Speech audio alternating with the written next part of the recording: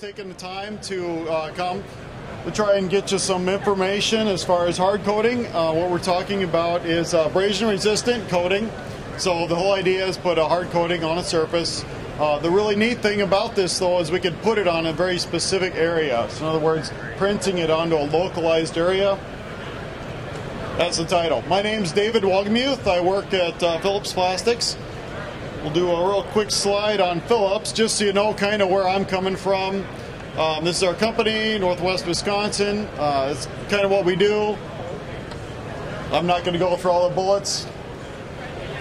Get to the interesting stuff. So, surface hardness coatings. Why do we do that in the medical industry today? A lot of reasons, but it really comes down to making that surface better than what the substrate is. Typically we'll use a plastic material in a lot of applications for housings or windows, and you don't get the surface hardness with a plastic that you need if you are looking for scratch resistance or you want the high gloss, also for wear surfaces, and of course cleanability, chemical resistance. Those are things why you would do this. Just a couple examples. What we're showing there, actually, where we say ViewCo, and this is what we've done is we've taken this technology and developed it here domestically and called it ViewCo.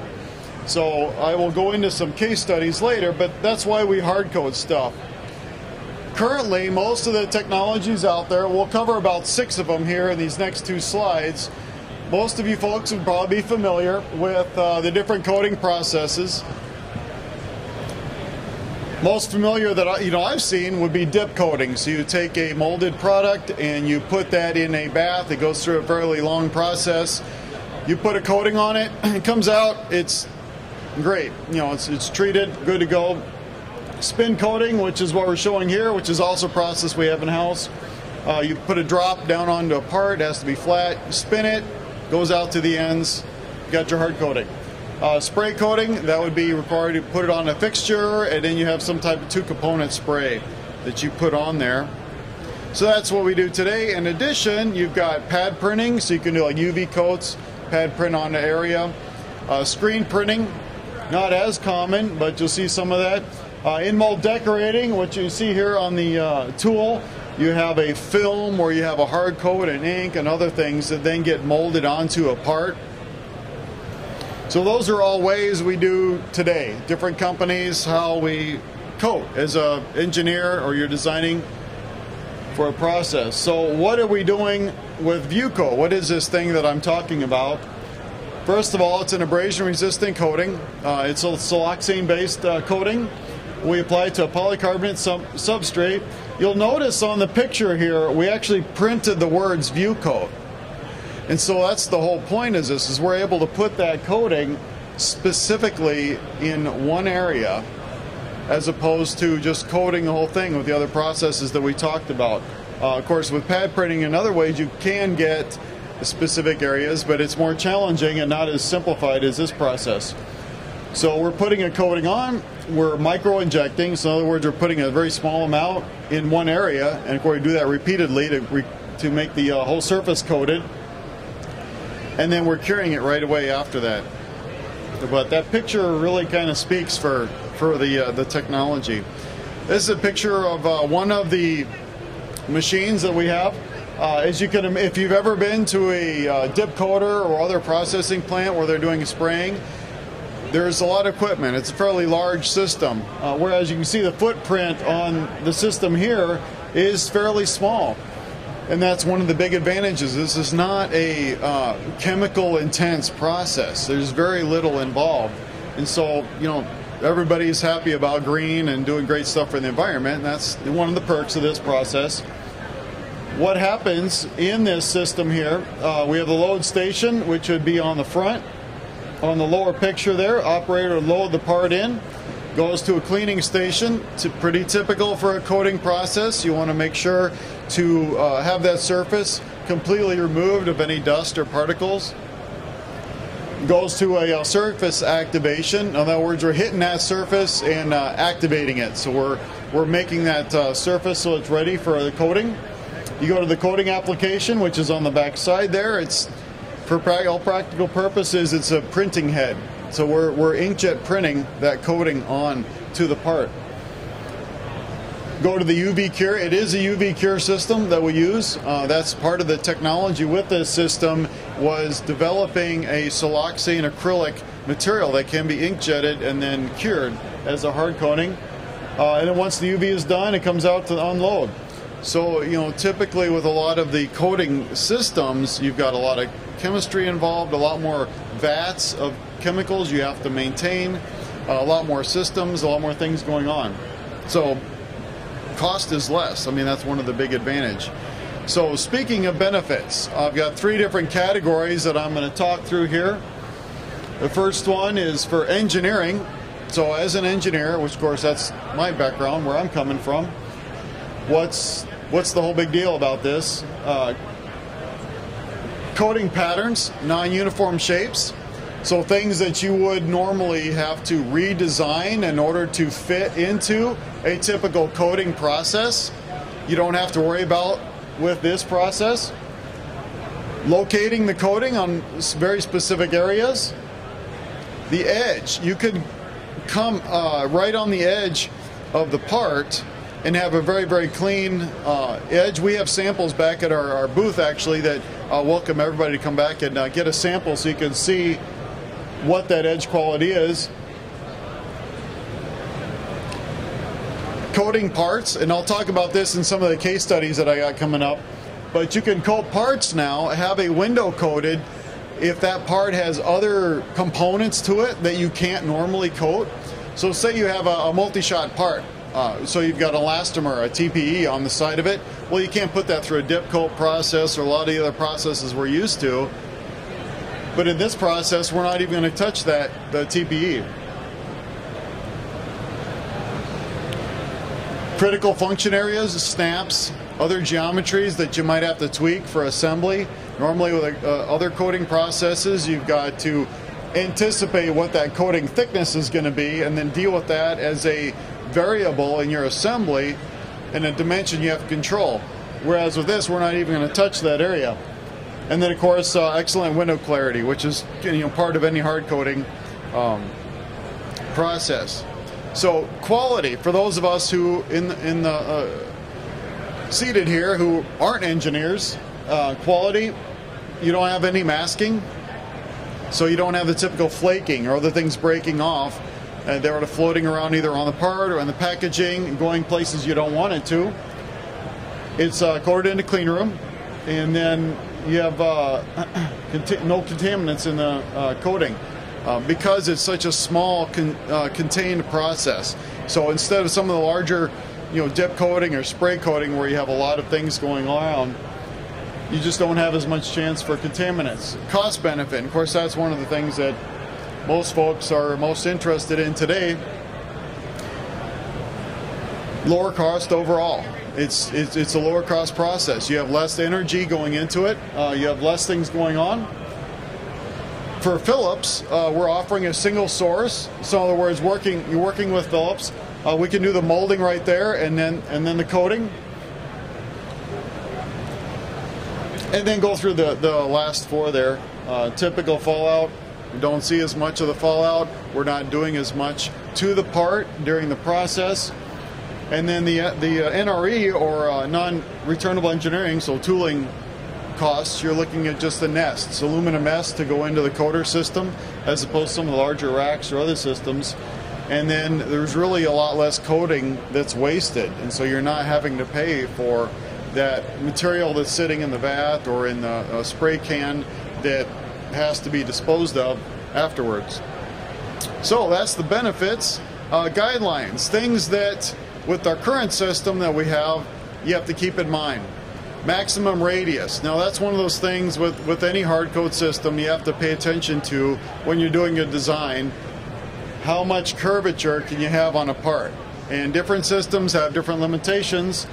This is what we designed for at Phillips for this ViewCo.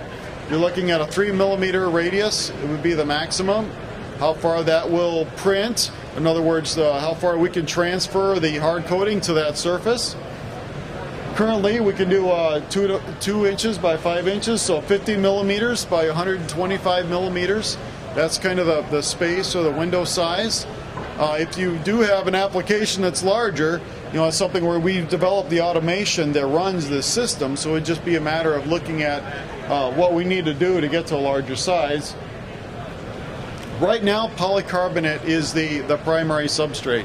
We are testing other materials. However, as I mentioned before, we had to do some very specific chemistry in order to get a material that we can print onto a localized area. And so right now, polycarbonate adhesion is the best that we're seeing right now. I'm not going to go through all of this. I have a flash drive at our booth at 1341 that I would like everybody to come in and get one. I have a copy of this presentation on that. But these are a lot of the adhesion tests and abrasion tests. Short story, pretty much everyone that has used this technology for an abrasion coating on a window surface has been happy with the results and the performance. It is very similar to the other processes as far as its performance, as shown by the data here. However, I'm not going to bore everybody by going all the way through that. So, case studies. Why and how would we use this technology? What would be important? I'm going to go through 4 of them. So bear with me here. Non-rectangular windows. So typically windows are rectangular or square. A lot of times that's because of the LCD underneath is driving that shape. However, part of that too is when you're trying to coat or you want that surface covered, you could do something like this part I have on the screen here with like a dip or a spray. However, then you would get the coating on the outsides on the surface here, whereas with the ViewCo process, you could print right up to the edge here on the corners and do that whole surface. So the idea is that even though that is not a rectangular shape, you can catch the entire surface with that, with the ViewCo process. Example, spin coating. So this would be a potential part for spin coating. The problem is when you drop that hard coat into the center, it's not going to capture that outside rectangle area. And so that's with the ViewCo. Yeah, is there one here? I apologize. Oh, here it is. The red one? All right, okay. Could have used that earlier. We're good? So, and this is what I had mentioned earlier with and this is probably one of the most common problems we've seen with doing a multi-shot. This is a 2-material part here, and you can see there's some pretty involved snap features. There's a lot going on. There's some holes in the center here, and this would be a good example where you would not want to do a dip coat, or if you did a spray coat, you would have to, you'd have to mask all of these areas. Whereas with the ViewCo process, we can print right up to the edge here and just cover those. And then we can also not have to worry about the through holes in the center. So that's the whole idea, is you don't have to worry about from the snap fit or your assembly or the other things that you have to tweak, because typically in any design, you got to go at the snap fit a couple of iterations, 1 or 2 usually, to get it to work, and hard coating just complicates it even more. Next example, this is a window that we molded 2-shot, clear in the center, right here, and then blue on the outside. I put this one up here because I wanted to show, if we were to mold this, currently the window is actually molded rigid and rigid. However, it could very easily be clear on the hole underneath, and then the entire blue could be a soft touch material or a different type of material that we wouldn't want a hard coat on. And so what we're able to do is just go right in here on the window and apply that hard coat just to that center window area, not touching the elastomer, which is a limitation to most coating processes. Of course, you put a hard coat on an elastomer and it's going to be a mess.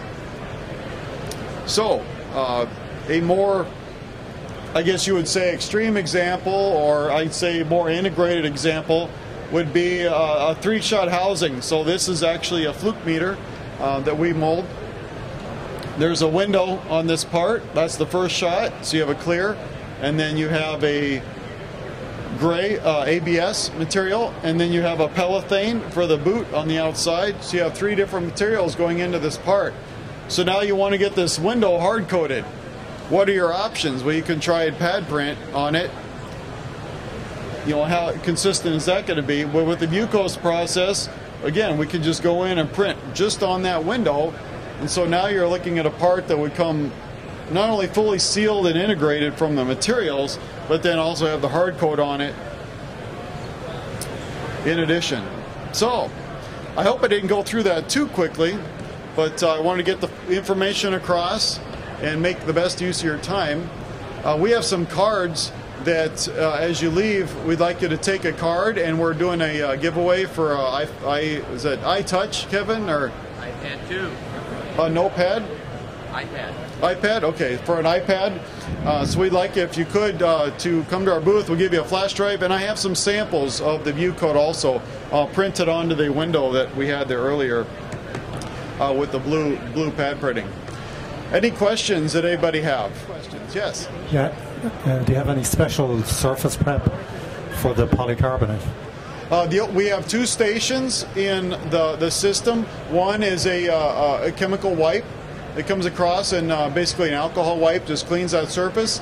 And then we do a plasma pre-treat on the polycarbonate surface to hit that, increase the surface energy, so that in preparation for the coat.